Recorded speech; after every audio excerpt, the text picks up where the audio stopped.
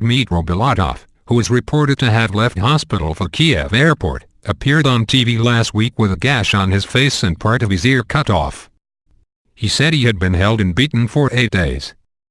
His case became a new rallying point for protesters, who want President Viktor Yanukovych to resign.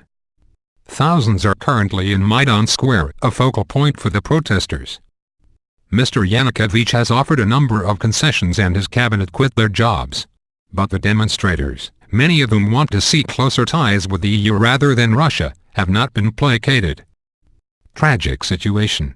Mr. Bulatov was a leader of a group called Maidan, made up mainly of drivers who would protect the protest camps and blockade streets. He went missing on 22 January and re-emerged 8 days later on the outskirts of Kiev. He told the media he had been crucified by his abductors, who he could not identify other than to say they had Russian accents. Opposition politicians, Western diplomats expressed outrage at the incident. On Sunday, opposition leader Vitaly Klitschko said Germany had agreed to provide medical care.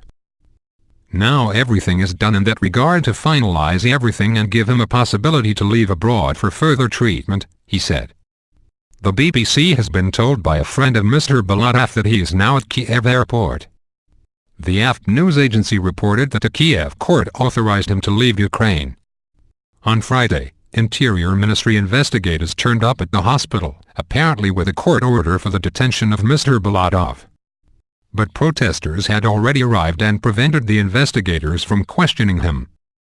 Officials have suggested his account of the abduction might have been fabricated. The only thing he has is a scratch on one of his cheeks, Foreign Minister Leonid Kozhar told broadcaster Al Jazeera. It looks like the alleged story that he was kidnapped and tortured is not absolutely true.